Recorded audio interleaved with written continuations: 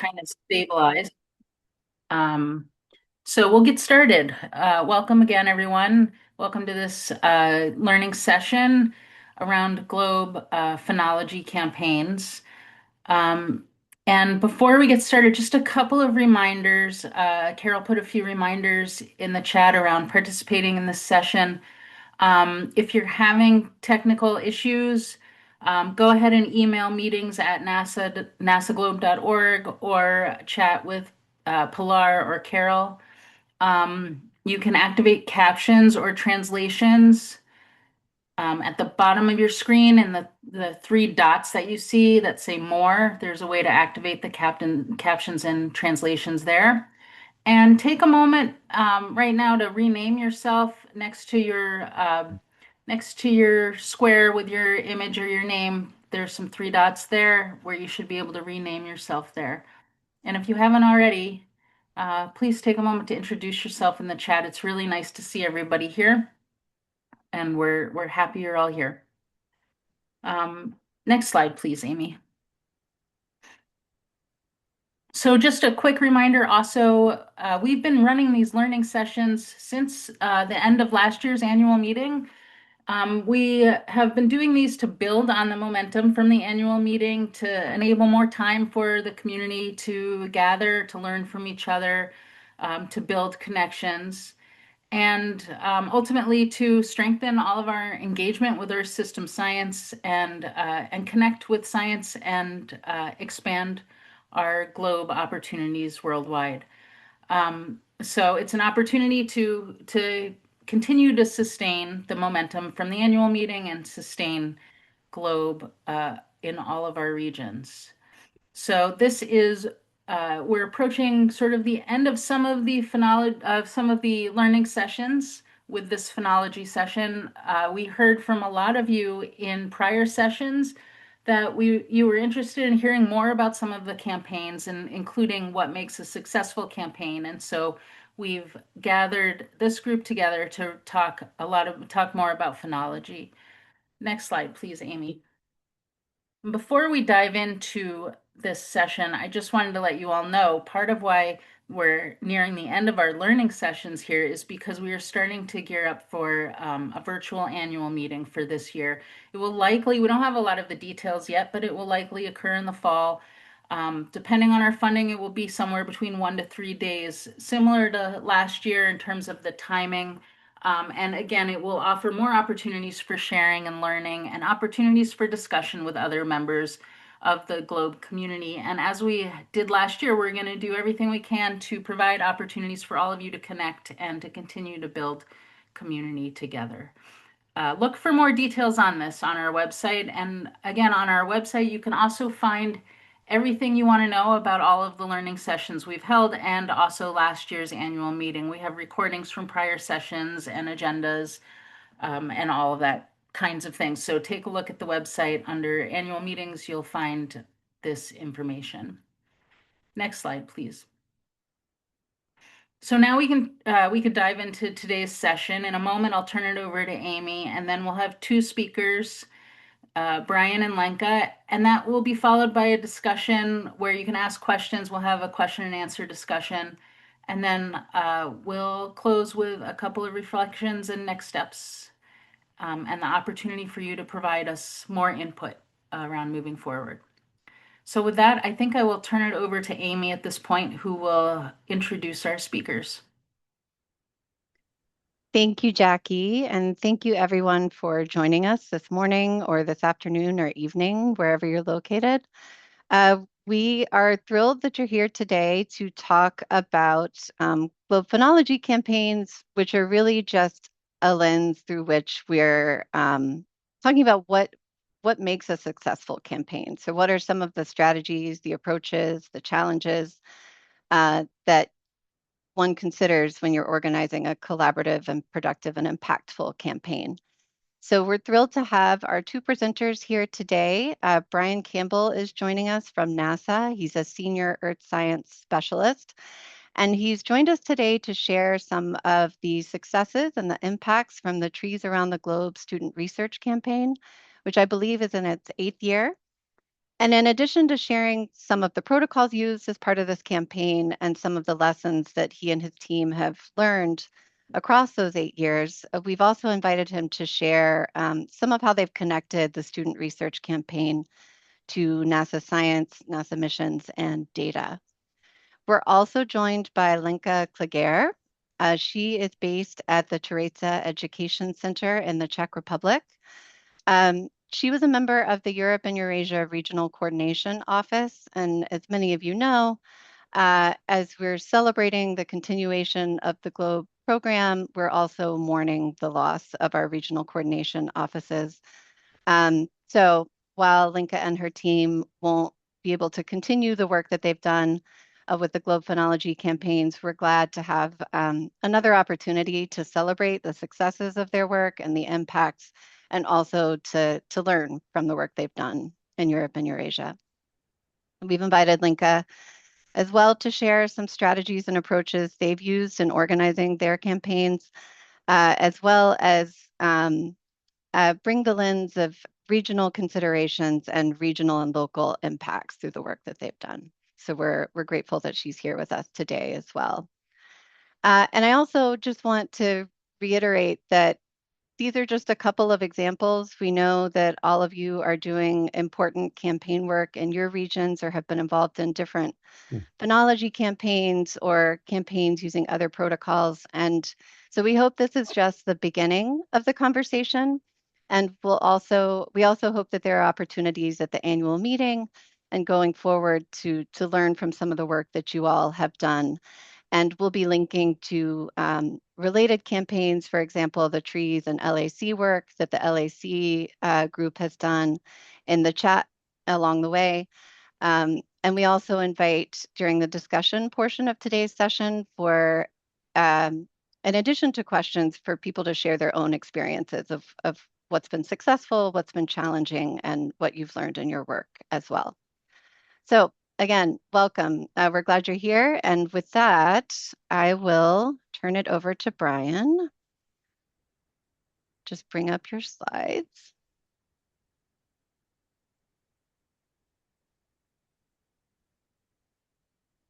There you go. All right. Can you hear me okay? Cool. Yep. All right. Thank you.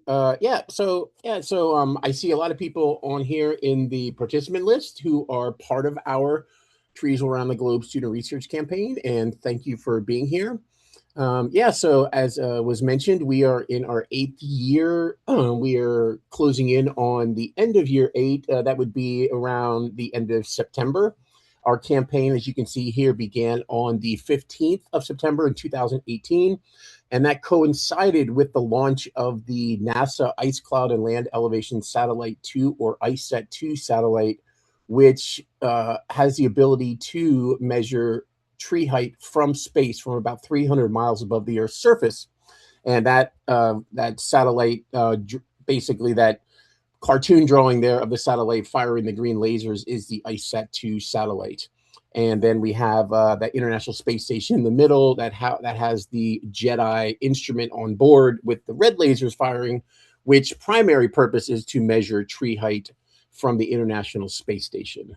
And I'll talk to you today about the Trees Around the Globe student research campaign. And, Amy summed it up very nicely about, we're going to be talking about the science involved and, some of the speakers that we brought, the scientists, the subject matter experts that we brought from NASA, some that we brought from outside of NASA, from around the world, experts talking about tree height and land cover and greenings, green up, green down. And we had a great partnership with Lenka and her team at the European Phenology campaign and, other campaigns like Mission Mosquito and Dr. Kevin Chakowski, or you might know him as Dr. C, and the surface temperature field campaign. So we and some of the, I don't necessarily like, some people want me to call them spin-off tree campaigns, but I don't like to call them spin-offs because I think that kind of depreciates the value of the amazing work that they've done with these campaigns. But I'll explain that a little later on in the slides. But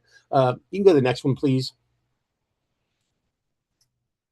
So this is a poster that it's kind of a work in progress. There's a lot going on here, but I'm not going to go through all this. But this is, kind of 8 years so far, well, just about 8 years summarized in a poster. And, I'll get this out to the Globe community, once 8 years once 8 years is up, with the campaign. Hopefully we can do some more after 8 years, but this is, where we are right now.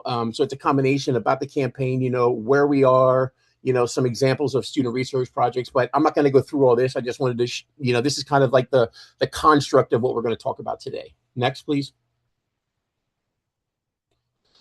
That's been kind of our landing image for the campaign that we have on the website and that we show at a lot of the webinars as well. But kind of the background for the campaign from day one. Next, please.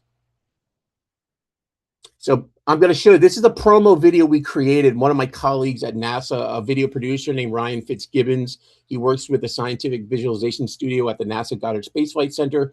And this is really cool because I sent out early on in the campaign a call for people to send in their videos or photos with interactions with trees and land cover, to send them to me so we could create a promo video for people to get interested in the campaign and to join us. So this is a short, like 48-second video that he put together, which I think is really, really cool. And it shows you a combination of people interacting with their environment, with trees, and how it ties into NASA and the ICET-2 mission. Go ahead and play that, please.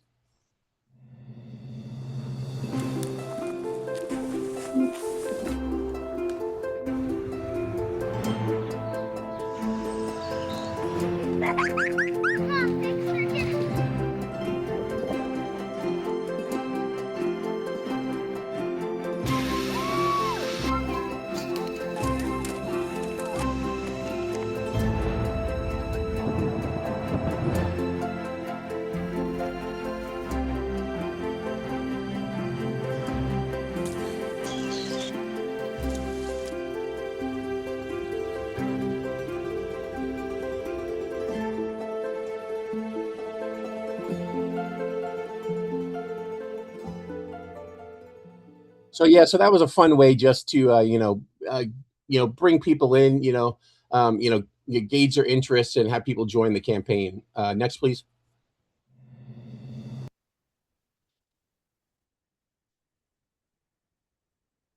So with the campaign, we have we have an active group from these are the main countries that have been highly active in the campaign over the 7.5 years. The green shaded countries here, where we have active participants in the webinars, where we have students submitting originally IVSS to this year VSS student research projects that are affiliated with the campaign. So we have really great participation, active participation in this campaign over the last 7.5 years. Next, please. So one of the major things that we really focus on with the campaign are these different, specific protocols. And we really focus on, of course, tree height is probably like biometry and including tree height is probably the major one that we really focus on, but also land cover is a huge one as well, because our original campaign team, we had an original campaign team that was larger than what we have now. But some of the folks who were part of this, like Dr. Christopher Schumann, Dorian Janney, and some other folks, they had to move on to other things. Dorian retired. A lot of Dorian. She retired. Dr. Christopher Schumann, he is managing a group at Goddard now, so he couldn't afford the time with the campaign. But when we originally did this, we really focus on these observations. Oh, I should also mention the green up, green down. Most of these observations that we have here come from the amazing efforts of Lenka and her team with the European Phenology campaign. And when they have their fall and spring campaigns, when they really focus on the green up and green down, we get a lot of observations from the European folks and the European Phenology campaign when they really push these each season.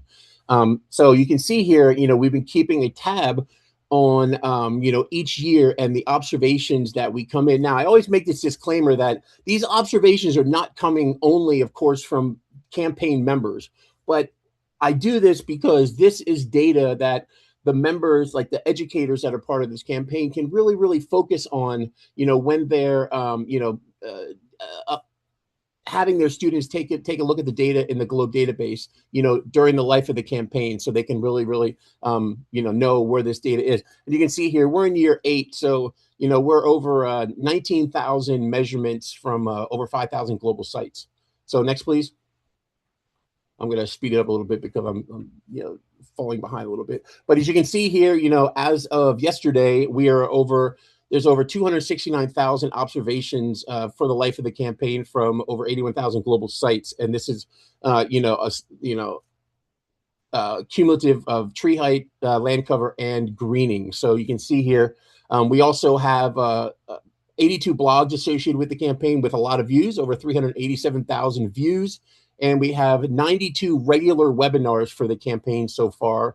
Those are basically the monthly webinars. We've had a couple where we've had several, we've had a couple in a month, and we've had some, multi-hour workshops, which are included in that. And we've had 38 special webinars during the campaign so far. So we have about 130 campaign webinars for the 7.5 years. Next, please. And I'm not going to go through this whole thing, but this is one standard slide that I use in a lot of the presentations where we talk about the importance of tree height from indicating an ecosystem's ability to grow trees, allowing tracking the growth of trees over time, and then what tree height can tell us, everything from the health of an ecosystem to understanding biomass, all the way to what are the NASA missions that can measure these things from space, that you can compare that data to your ground-based observations from Globe and the Globe Observer. Because there are over 3 trillion trees on the planet and 78,000 tree species. So there's a lot of observations to take. Next, please.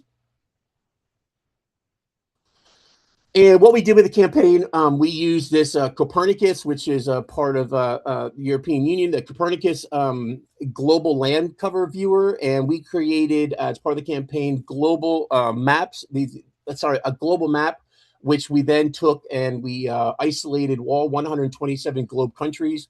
We created this, and you can go into this tiny URL that we created, and we have them separated. We created individual land cover maps for all 127 globe countries. So you can go in and check out your country, zoom in, and check out what your land cover is for your location in your country. Next. So as Amy mentioned earlier in the introduction, one of the things we really focus on, since I'm at NASA, I just finished my 25th year here at NASA. Just started year 26 on April 23rd. But we really focus on the Earth science missions, and that's what NASA is really pushing now, is like how we tie all these observations, the ground-based observations, into how we validate satellite data, compare to the satellite data. And we've been doing that with the campaign. We've really been focusing on the science of like ISAT-2. I've run campaigns. The SMAP one I ran for a year. I ran a campaign called ENSO. It started off as the El Nino campaign for 1 year, then it switched for 2 years to ENSO, the El Nino Southern Oscillation. So we did that, where we focused a lot on the soil moisture, but we also had the GPM mission. But all these different missions we tie into the campaign because they all play a role in understanding our changing planet, right? So, and we talk about tree height and we talk about land cover. All these missions take observations that play a role in measuring things that play a factor in how trees grow, how land cover changes, how it affects green up and green down seasonally. So all of these things take observations of our planet that have some type of, and we want to hear from those experts, which we do, which we have in all those webinars that we've seen, and working directly with the SMEs and the researchers from inside and outside of NASA is a huge component of having a successful campaign. Next, please. And these are the 2 missions, and if you hit the arrow one more time, you can play the ISS. So these are the 2 major missions that we really have been using for the campaign. When we talk about tree height, we have ISAT-2 on the left, which is an independent satellite. I'm on the ISAT-2 team at NASA, and I've been for years. I was on the original ISAT-1 team as well.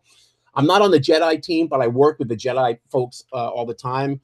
It's a NASA mission. It's led at the University of Maryland in in Maryland, right near Goddard Space Flight Center.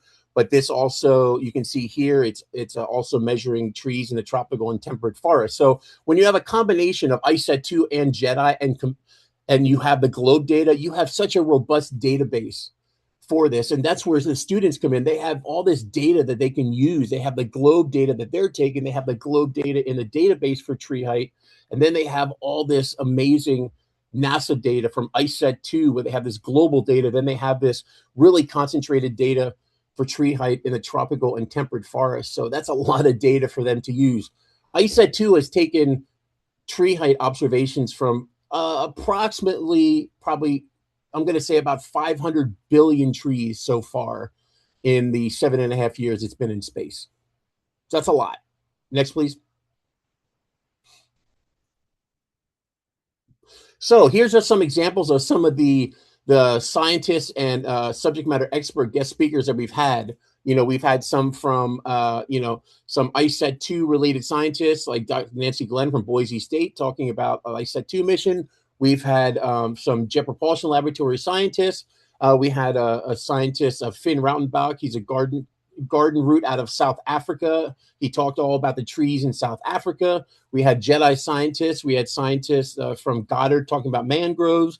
NISAR mission is huge right now. Dr. Erica Podes, you all know Dr. Erica Podes. She's given talks on SMAP, NISAR, mangroves, all this stuff. We had a presentation from scientists from the Japanese Space Agency, or JAXA, Dr. Masato Ogi and Kozuki Yamamoto. We actually did this live from when I was in Japan for the Japan Geosciences Union meeting. We did this live on the NASA Hyperwall while I was there. So we broadcasted it to the world from Japan. And we had Mike Taylor, who was with the Landsat team, and he works with the Stella instrument. So, we've had different, one of the successful things is, we can't focus just on one mission, right? So we have to bring in all the different mission experts and scientists who are working on different things, but they're all serving that one purpose in helping us understand how our planet's changing over time. And that's, one of the huge things for a successful campaign. Next, please. Okay, I'm going to run through these pretty quickly, but these are some examples of, some of the things that I've done, and then some of the things that students have done, as part of the campaign, doing comparisons between this. So this is an example of an example of when ICET2 dropped a photon footprint on trees. And then next, please. And then you can go out and take observations of these trees. Next. And when you do this, you can do comparisons. You have data from ICET2, as you can see. ICET2 takes observations of, an average of these two trees. And when ICET2, we got an average of the trees of 4.13 meters. And then this is one I did because it was a couple presentations I did for a local university, Salisbury University in Maryland, where I did two presentations of almost about 2 years apart. And I went out and took measurements of these trees using the Globe Observer. And then I compared them to the ICET2 satellite. And anybody can do this, if you find where you're taking tree height measurements, and then you can use something called open altimetry to then go and take observations and do comparisons between the two. And that's one, like I mentioned, that's one thing that NASA is really getting into now. They're doing a lot of the validation now, doing the ground-based observations and doing validation and comparisons of the NASA satellite data. Next, please. And then this is an example of the St. Rose Catholic School in Perrysburg, Ohio, where they went out and took observations of tree height around their school area. Next.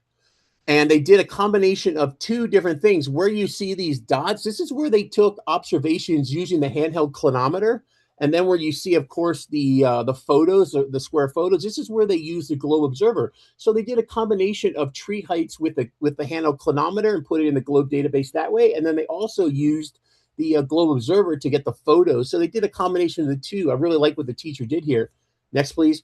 And then ICET2 dropped a photon on one of these where they took observations of the trees. Next. And then they went out and found these specific trees that were part where this photon hit. And then they went out and found, they went on open altimetry and then decided, these are the trees that ICET2 hit. And we're going to go out and, we took these measurements and we're going to compare, the heights the average heights of all of these trees that ICET2 photon hit, and then see what ICET2 got. And as you can see here, here's their comparisons between what ICET2 got for the average for these trees and what we got.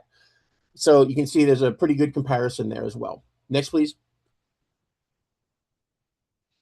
And here shows you over the 2019 to 2026 IVSS/VSS student research project related to the campaign. We've had 169 projects associated with the campaign over that time period. Now, even though we started in 2018, as you know, in this, we didn't get started until September of 2018. So that's why 2018 is not listed there, because that would have been past the IVSS for 2018. But yeah, good numbers there. And these are the countries where the projects came from. Those 169 projects came from. Next, please. And here are just some examples of those research projects. Just, there's, of course, not all inclusive, but just some examples of those projects from around the Globe community and the campaign. Next. And I just wanted to show you this one. This is one of the last bit of slides here. This is one of the projects that was near and dear to me because it was close by. It was right near the NASA Goddard Space Flight Center, which is where I was based for 10 years. But this is the international school at Largo, where they went out and took tree height observations around their school, and then they compared them to ICET2. And what I thought was interesting about this, if you continue, I'll have you keep on going. They went and took a couple trees, and then keep one more. And then right here on the right side, you'll see what they did is that they realized when they took these observations that between their observations with the Globe Observer Trees tool and the ICET2 data, they got 9 meters in difference. And in their report, they realized that they weren't following the instructions well enough to, keeping their phone camera at eye level when they were doing the height measurement using the Globe Observer and their phone. They were lifting their hands up in the air when they were taking the tree height measurements, measuring the angle to the top of the tree instead of keeping their phone at eye level. So it was changing the angle of the tree, the angle of the phone. So basically they were changing that angle basically in that trigonometric equation that we programmed into the phone when they're measuring that angle using their phone. So they figured out, their problem while they were doing the research, which was really cool. And they included that in their research project, which was really, really neat to see. And that was, even though their calculations and everything came out wrong, they figured it out, which was really neat. Next, please. And this was one that was also near and dear to my heart, where we were working with this school in Queens, New York, in the United States. And you can see they took a lot of tree height measurements. This was in a math class in Queens, and they went and they took all these observations around their schools. And they actually had a trip down here to the NASA Wallace Flight Facility to tour the facility down here. And we had a special session for them. So this was really cool. And NASA, there's a link down here where you can see the story on the NASA headquarters science.gov website. Next. And then also, as part of the campaign, I got my cue. Yeah. Okay, Thanks, cool. Brian. Yep. And this is some of the last slides here. So these are just some peer-reviewed publications that were published in relation to the campaign. There's a couple here. This is a sole published one that I did several years ago. And then we had one that it was comparing ICET2 data with Globe data as well. And next, please. And then some more here I did with some folks in Globe, India, with Yashraj Patel and some of his colleagues. And then also this one here I did with some ICET2 colleagues who were doing some comparisons with the Globe Observer citizen science data. Next. And one thing, this is a good segue into my great colleague Lenka to present. We have great collaborations with other campaigns. We have, the Trees Around the Globe Student Research Campaign has, collaborated with Globe Mission Mosquito, which some of you may have been a part of. urban heat island effect, and it's for really specific reasons too, as you can see here. And the European Phenology Campaign, which we've co-presented at our webinars. I've presented at their webinars. They've graciously presented at our Trees Around the Globe Student Research Campaign webinars, and it's gone it's gone perfectly. We're always so complimentary with our campaigns that it just works seamlessly. And it's because both of our campaigns have been so successful. We have the sustainability of it has been great. And it's just we have the right people doing the right thing. We have the right contacts for what we need to do. And we've selected the right protocols to do.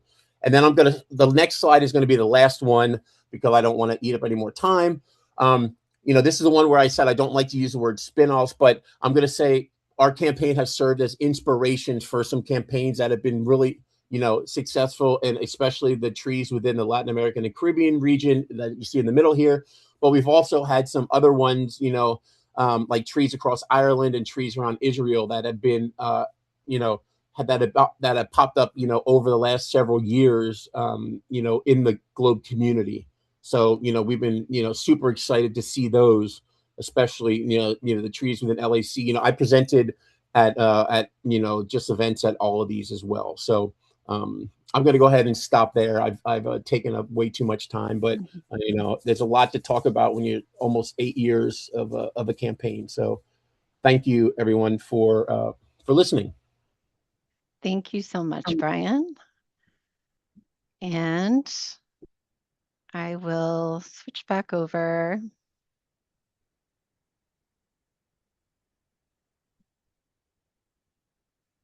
And hand it over to you, Lenka. Thank you very much, and hello to everybody. I'm so happy to be here today and share a bit from our Phenology campaign. And I just want to start with thanks to Brian, because it was really important for us to cooperate with Brian and his team and the whole campaign that he's leading all over the time of running the European Phenology campaign. And we are just so thankful for your support. And I really like the one before last slide with showing how the campaigns were connected, because we always thought about the Phenology campaign as piece of a puzzle that connects with other campaigns and other globe activities. So it was very nicely visible there. Okay, so today I will be talking about the Phenology campaign that was organized by our coordination office team for Europe and Eurasia. The campaign was really organized specifically for Europe and Eurasia. You can see here our team. So it's my colleagues Dana, Bara, Chila, and myself. So we have been working together on this campaign for nearly 10 years, so quite a long time. Next slide, please. Just quickly, why we started, why all this started. Firstly, we just wanted to really bring attention to greening up and greening down of trees on the phenology protocols of Globe. And this was the main idea at the beginning, to focus on this topic. Of course, we wanted to know to help school students to learn a bit about the trees, about the environment, to go outside, because that's the best way how to learn about trees, to really go out to the nature. And you hopefully understand a bit why the nature is so valuable for us. And of course, we wanted to involve schools in our region, allow them cooperate, work together a bit, share a bit between the countries, between across the borders. And a very important aspect, we wanted to support collection of data and sharing them within the Globe, through the Globe database, and with the scientists, and also for the schools themselves as a source of like data knowledge for their projects, for their findings. So that's why the European Phenology campaign started. And next slide, please. So the focus from the very beginning was really on the greening up and greening down of trees. So what happened is that we took the Globe Green Up protocol for the spring activities, And we just split it into small activities, right? So the activities really followed the Green Up protocol. There was no change, only it was kind of simplified in the way of communicating it, and it was provided to the schools step by step. I'm mentioning this because we think it's very important that it made it kind of easier for the new schools, for those who are not so experienced with GLOBE protocol. So the activities were kind of simple to read, to understand, and like taking step by step made it easy. So schools just chose a tree. They observe how the buds are swelling and the miracle of spring bud burst, and they measure the length of a tree. And the work with the data was usually like left for the last step, when the schools were encouraged to share the data, but also work with them, trying to support them to understand why the data are useful and what they tell us. Next slide, please. So that was the spring part of the activities, and of course the campaign ran twice a year. So there was also autumn part of it, and this was really similar. Again, the Green Down protocol of Globe was split it into shorter activities, and again the schools observed their tree. They were encouraged to keep observing the same tree to see the changes over the time, even over the years, not just over one period or few months. And then they, of course, followed how the trees are changing color in the autumn. They used the globe plant color guide to track the change and see when the trees lose their leaves. And again, at the end, they work with the data, trying to understand how this connects with the nature where the tree grows. Next slide, please. When to give you idea on how big the campaign was, how many schools were involved. So firstly, the campaign ran for this nearly 10 years. And in the 2016, it started with a really few schools. I think there were like 25 schools involved. Very short, very small thing. And it grew and grew over the years. So that's perhaps the first lesson learned I would like to share is that running a campaign, I think, needs time. It needs time for the schools to learn that there's such opportunity, and just to get involved, understand why this could be good for them or interesting for them.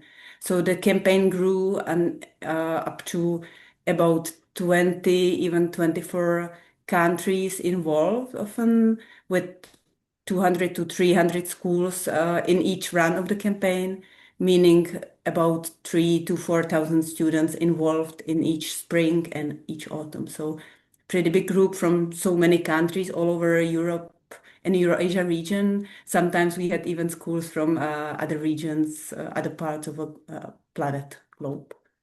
And we were also very happy to have about 2,500 observations coming from our region that were entered to the GLOBE database each spring and each autumn.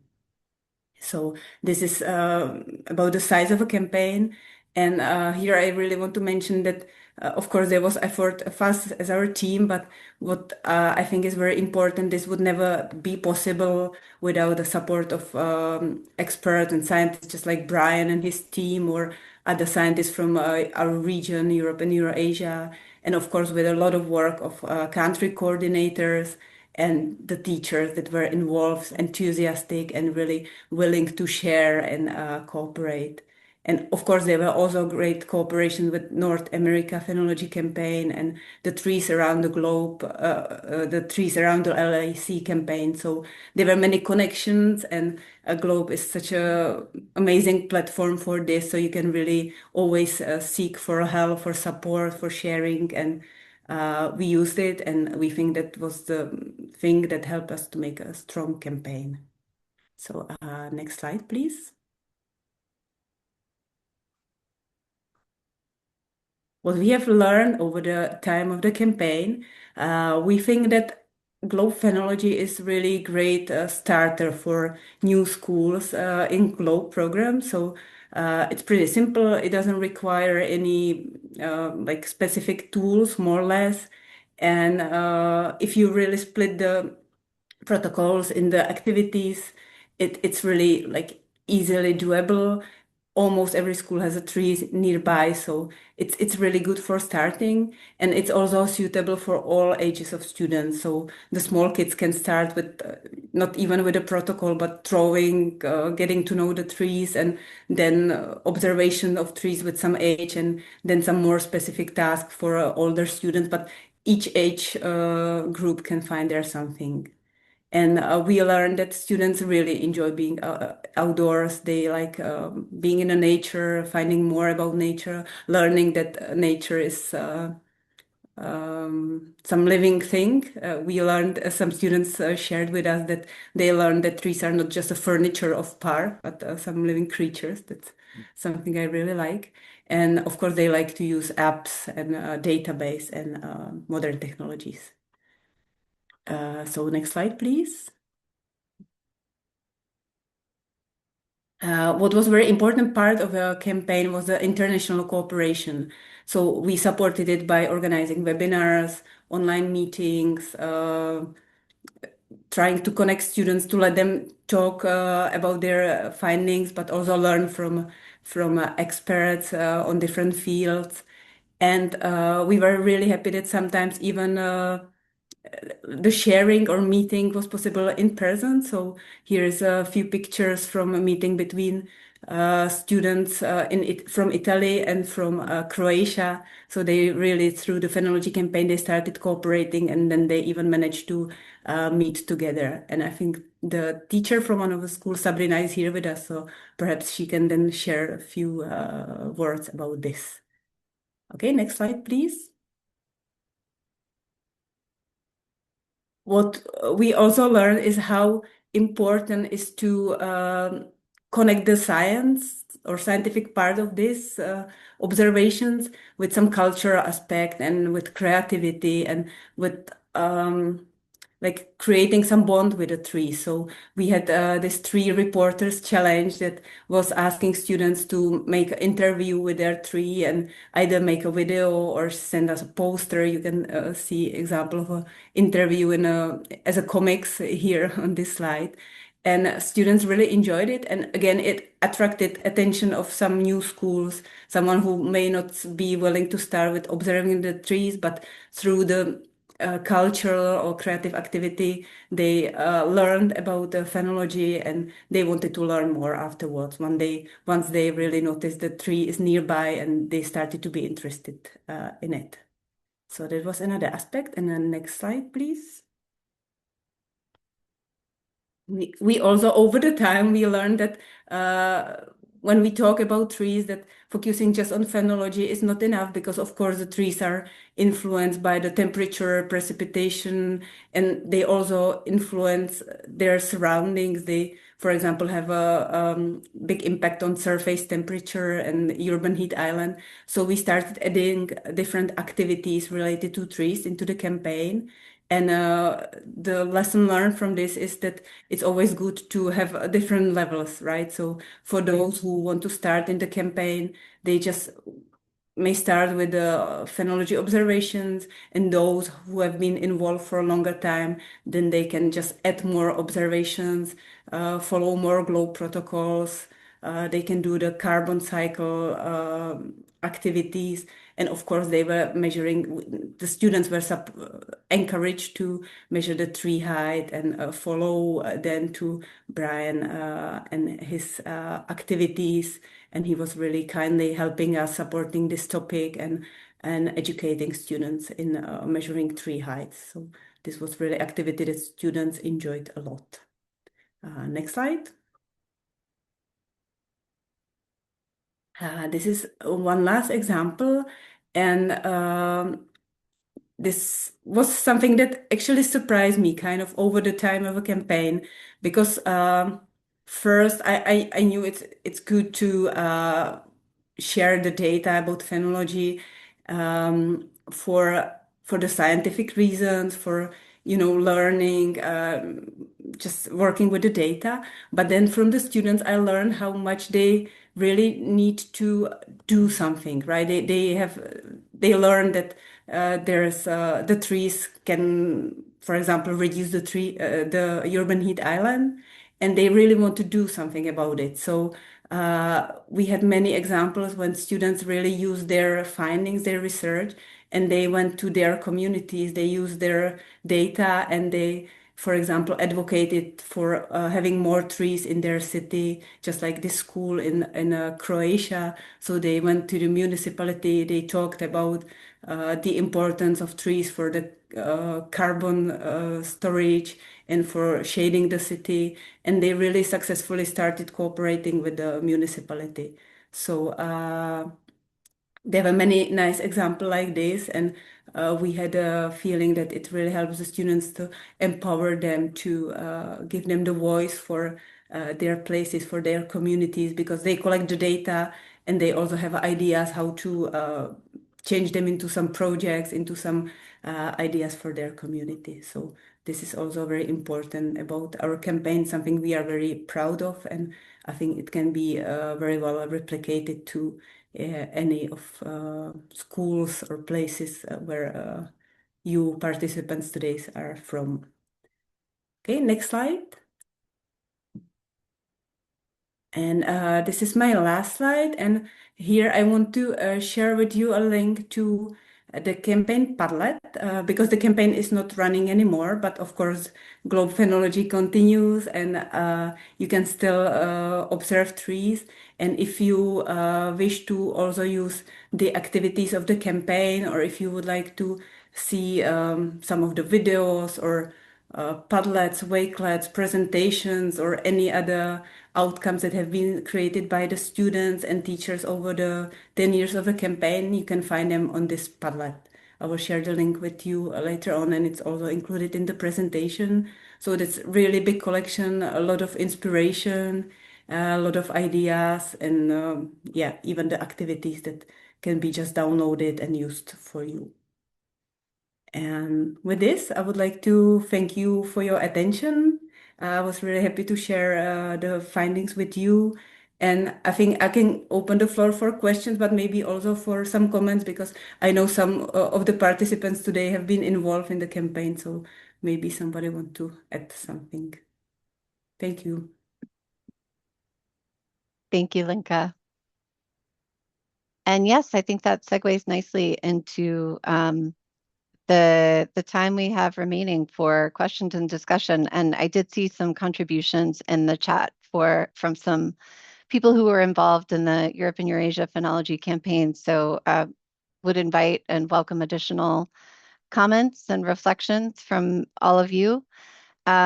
We also welcome questions for our presenters, and also insights from audience members who are here who'd like to share some of the lessons they've learned. But thank you to Brian and Lenka for highlighting the scientific connections, some really practical advice about the work that goes into organizing and implementing these campaigns, and also the variety of impacts that your work has had in your communities.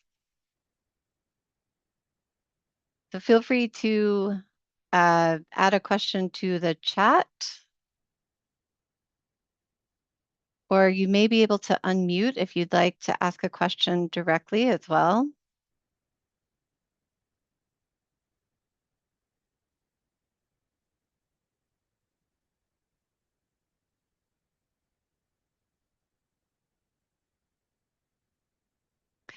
We did have one question come in the chat, and I'll read it so that everyone can hear it. Agatha Tran notes in the chat that plant cells and trees contain specialized organelles, including chloroplast for photosynthesis, a large central vacuole or turgor pressure, and rigid cell wall made of cellulose. Would it be possible for us to obtain data of the tree organelles to add the information in the moon trees or trees of space projects?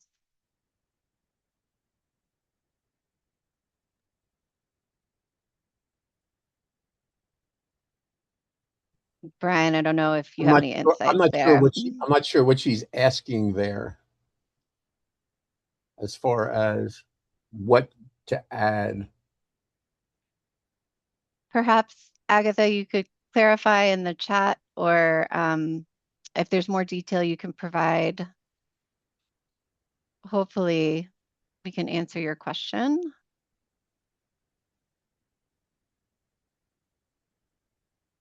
Thank you, Sabrina. I see that you've added some reflections on your experience and participating.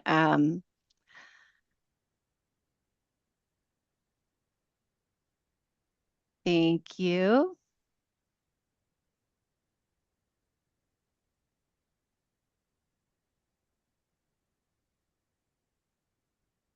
And Lenka has added a link to the Padlet that she shared in the chat as well.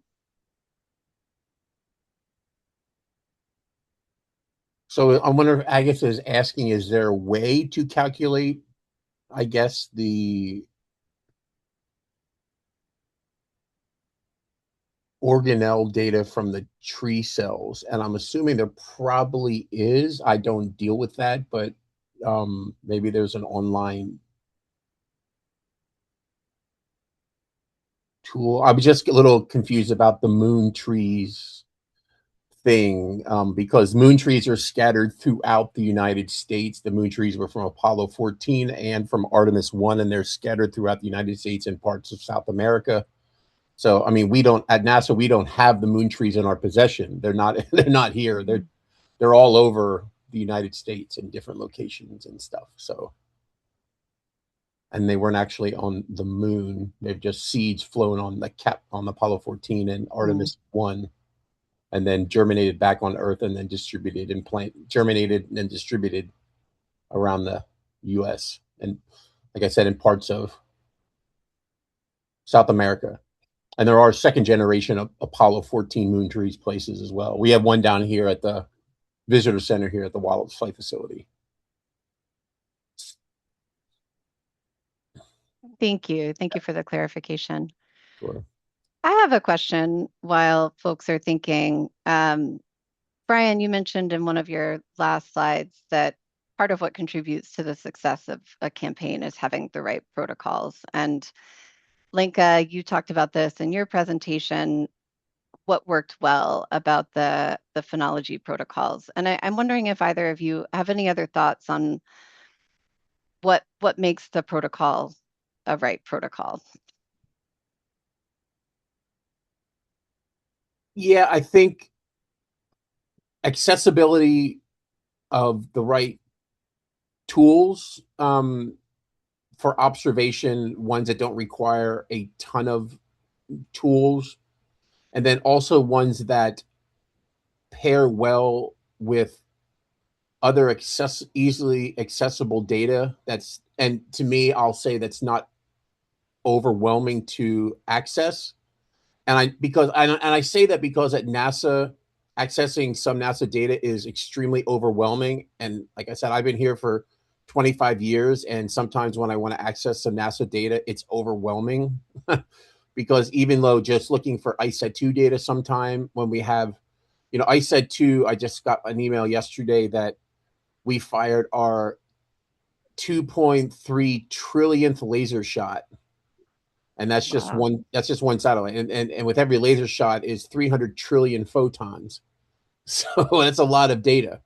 So yeah, so the right, so basically the easily accessible tools, that, and something that doesn't require um you know a lot of time as well, like a crazy amount of time to actually do an observation, um and then also ones that has a good, I'm going to say, a good return, meaning that you can, um a simple observation that can tell you a lot about your environment, which like tree height does, and greenings do, and land cover does, and the carbon cycle does, and a lot of the globe protocols, mostly globe protocols do.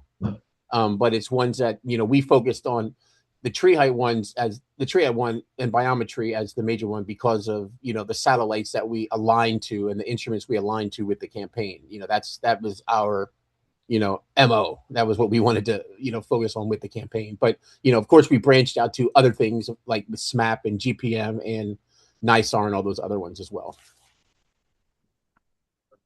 Yeah, if I may add, I completely agree with everything that Brian said, and I really think what's important is the like knowing why I should do it. It's and Yeah. what does it bring it to me, to my community, or to scientists, right? To some common knowledge, shared knowledge, maybe. Because well, why should I observe the tree is greening up at some time?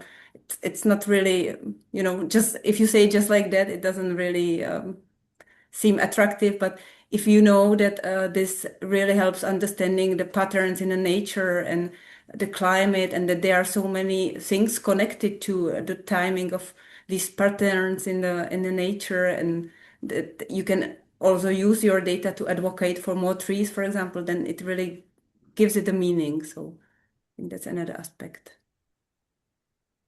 Thank you. And we have time for one last question. It's a good one. This question's for you, Lenka, but welcome your thoughts as well, Brian.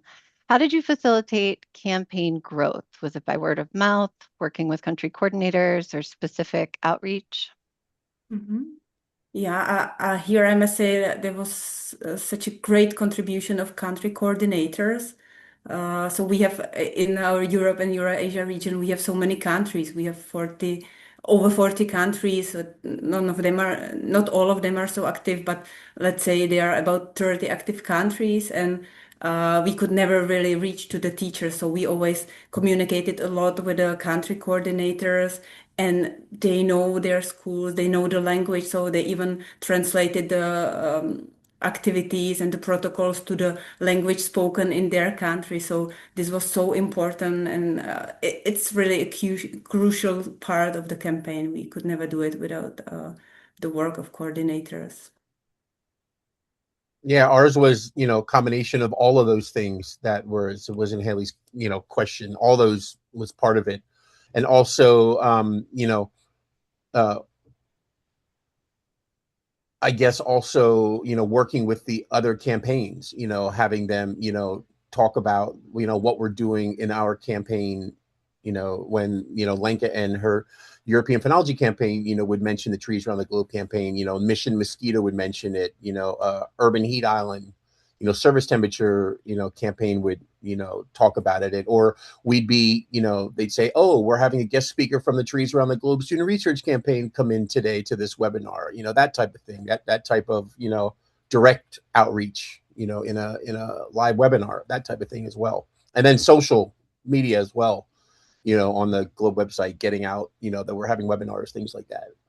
And on the Globe website, in the news items and, good, GIO sending out, the monthlies as well. So yeah, all the above and more. Thank you. Thank you both so much Sure. for the information you shared and your reflections on some of these questions. We're at the end of our time, so I just quickly want to highlight some next steps and more information for all of you. The Observe Lake Otter Mist Challenge is ongoing. You can find the link at the short URL. We'll also try and put it in the chat. If you're interested in the Trees Around the Globe campaign or any other ongoing campaigns, including regional campaigns, you can find those on the Globe website. We have a link to that as well. And then stay tuned for upcoming events, including the annual meeting, and all of those will be posted on the Globe event calendar. And importantly, we continue to appreciate and value your feedback, especially as we think about topics that you'd be interested in learning about and discussing with the Globe community going forward. So we'll put a link to the feedback survey in the chat as well. And with that, I will thank our presenters one last time. I'll thank all of the participants for joining today, and I hope that you all enjoy the rest of your mornings, afternoons, or evenings, wherever you are. Thank you. Thank you. Bye. Thank you.